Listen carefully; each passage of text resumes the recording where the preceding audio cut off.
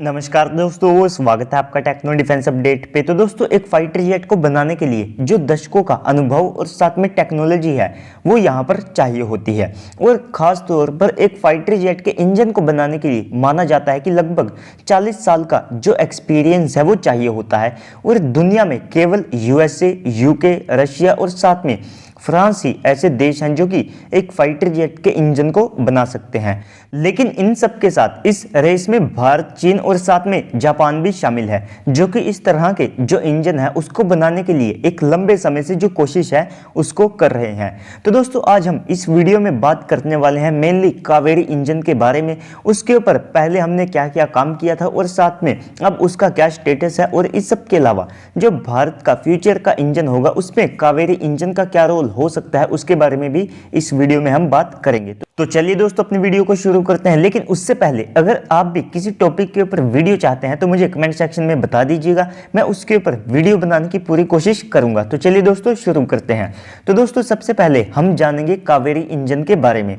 तो देखिए दोस्तों, भारत ने अपने तेजस फाइटर जेट के लिए 1990 के दशक के टाइम पर जो एक इंजन है उसके ऊपर काम करना शुरू किया। तो इस इंजन को जो बनाने का काम है वो डीआरडीओ के साथ जो जीटीआरई है उनको दिया गया। तो इनको यहाँ पर एक आफ्टर बर्नर टर्बोफैन इंजन बनाना था, जिसका जो मैक्सिमम थ्रस्ट है वो 83 किलोन्यूटन तक होने वाला था, जिसमें से जो उसका ड्राई थ्रस्ट है वो 52 किलोन्यूटन तक प्लान किया गया था। तो इसके बाद ये जो इंजन है ये बन करके तैयार भी हुआ। तो जीटीआरई को इसका काम सौंपने का जो सबसे बड़ा कारण था वो ये था कि उस समय ना तो भारत में ऐसी कोई प्राइवेट कंपनी थी जो कि एरोस्पेस के सेक्टर में जो इंजन है उसको बना सके, और इस सब के अलावा जो जीटीआरई है उनके पास पहले से ही इंजन को बनाने के लिए जो थोड़ा बहुत एक्सपीरियंस है वो था, क्योंकि वे पहले से ही GTX 37-140U को यहां पर बना चुके थे। और उस समय कावेरी इंजन की टेस्टिंग के लिए लगभग प्लान किए गए थे 17 प्रोटोटाइप, यानी कि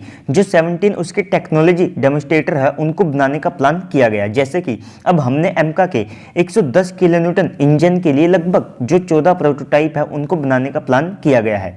तो दोस्तों, 1998 तक भारत के कावेरी के जो 5 ग्राउंड प्रोटोटाइप है उनको यहाँ पर बना लिया गया था, और साथ में उनकी जो टेस्टिंग है वो भी यहाँ पर शुरू हो चुकी थी। तो इसके बाद इसको यहाँ पर तेजस में इंटीग्रेट करना था, लेकिन इसमें उस समय काफ़ी सारी जो समस्याएं हैं वे सामने आने लगी। जैसे कि हाई एल्टीट्यूड के ऊपर जा करके इसका जो मैक्सिमम थ्रस्ट है वो यहाँ पर कम होने लगता था। इस सब के अलावा ये काफ़ी ज़्यादा हीट को जनरेट करता था, जिससे कि इसका जो हीट सिग्नेचर है वो भी इंक्रीज होता था। और इस सब के अलावा इतनी ज़्यादा हीट के कारण इसके जो कुछ पार्ट्स हैं वे भी यहाँ पर मेल्ट होने लगते थे। और साथ में इसमें वाइब्रेशन का भी एक बड़ा इशू था, जिसके कारण इसके कई जो कंपोनेंट्स हैं वे उस समय यहाँ पर टूट जाते थे।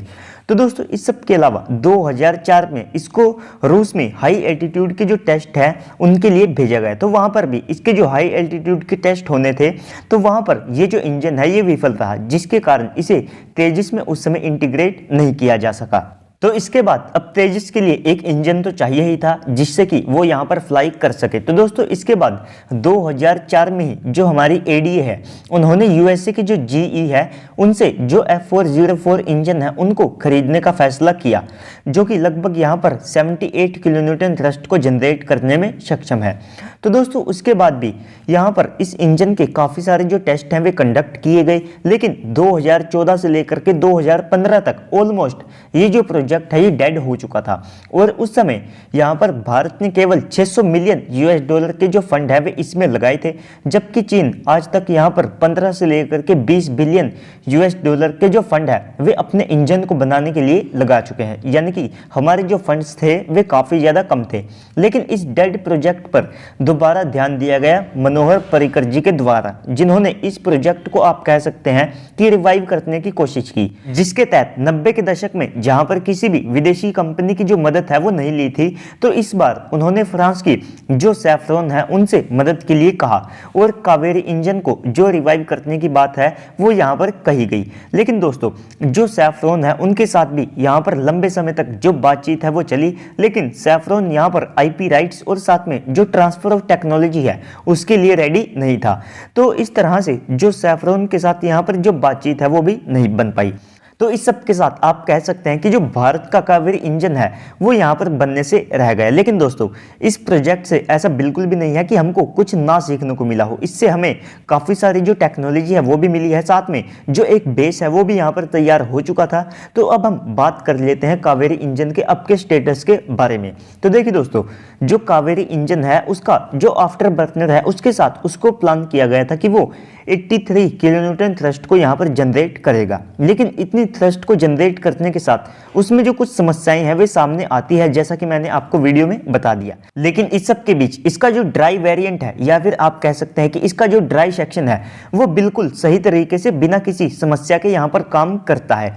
तो दोस्तों इस सब के बाद जो HAL है उन्होंने फैसला किया कि वे इसके आफ्टर बर्नर सेक्शन को ही यहाँ पर रिमूव कर देंगे, यानी कि उसको हटा देंगे और बिना आफ्टर बर्नर सेक्शन के वे एक ड्राई कावेरी इंजन को बनाएंगे, जिसके तहत उन्होंने 2021 का जो एरो इंडिया था तो वहां पर जो ड्राई कावेरी है उसका एक जो प्रोटोटाइप है वो भी यहां पर दिखाया था। तो उस प्रोटोटाइप को इस साल जून में हाई एल्टीट्यूड के उसके जो टेस्ट है उनके लिए उसको रूस में भेज दिया जाएगा।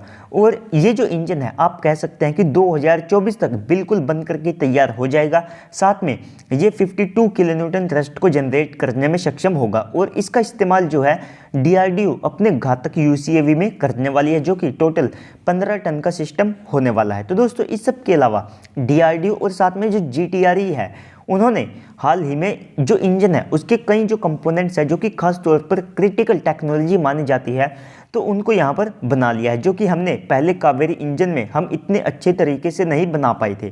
तो दोस्तों उन्हीं के साथ अब GTRE और साथ में जो DRDO है उन्होंने फैसला किया है कि अब वे कावेरी इंजन का जो आफ्टर बर्नर सेक्शन है उसके ऊपर भी काम करेंगे और इस सब के अलावा उन्होंने ये जो काम है ये शुरू भी कर दिया है। तो इसके तहत जो DRDO और साथ में GTRE है तो इन्होंने प्लान किया है कि भले ही अब इस इंजन की जो मैक्सिमम थ्रस्ट है वो 83 किलोन्यूटन से थोड़ी कम हो जाए, लेकिन अब वे एक रिलायबल इंजन को यहाँ पर बनाएंगे जिसमें से वे लगभग 78 किलोन्यूटन थ्रस्ट वाले कावेरी को बनाएंगे, जो कि GEF 404, स्नैकमा M88 और वोल्वो RM12 इंजन के लगभग बराबर ही होगा। और इसी के साथ हमें कावेरी इंजन का कितना ज़्यादा यहाँ पर फायदा मिला, तो देखिए दोस्तों DRDO और साथ में GTRE ने पिछले साल अप्रैल से जो हमारा एमका का 110 किलोन्यूटन थ्रस्ट वाला जो इंजन होगा तो उसके लिए जो फिजिबिलिटी स्टडीज़ है उनको यहाँ पर शुरू किया था।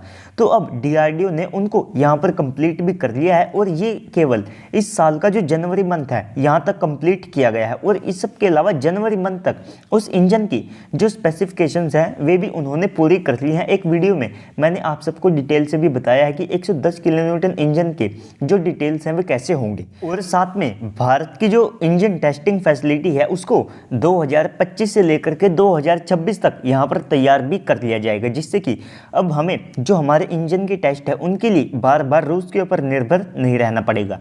तो इसके लिए जो DRDO है उनको पहले ही 28 एकड़ की जो ज़मीन है वो मिल चुकी है, 50 से लेकर के 70 एकड़ की और जो ज़मीन है उसको खरीदा जाएगा। और इस फैसिलिटी में जो DRDO है उनको इंजन की टेस्टिंग के दौरान हर घंटे लगभग लाखों लीटर स्प्रे और साथ में कूलिंग वाटर की आवश्यकता पड़ेगी। तो इसी के कारण इसको किसी बड़े तालाब या फिर जो नदी है उसके किनारे पर सेटअप करने का प्लान किया गया है। और DRDO ने 110 किलोन्यूटन थ्रस्ट वाले इंजन को बनाने के लिए 7 ग्राउंड और साथ में 7 फ्लाइंग टेस्ट बेड को बनाने का प्लान किया है। और 6 स्पिन ऑफ प्रोजेक्ट के तहत अब हम हर तरह के जो इंजन है उसको भी बनाने वाले हैं। तो दोस्तों उम्मीद करता हूँ आपको वीडियो अच्छी लगी होगी। अगर आपको वीडियो अच्छी लगी है तो इस वीडियो को लाइक कर दीजिएगा और साथ में चैनल को भी सब्सक्राइब कर दीजिएगा।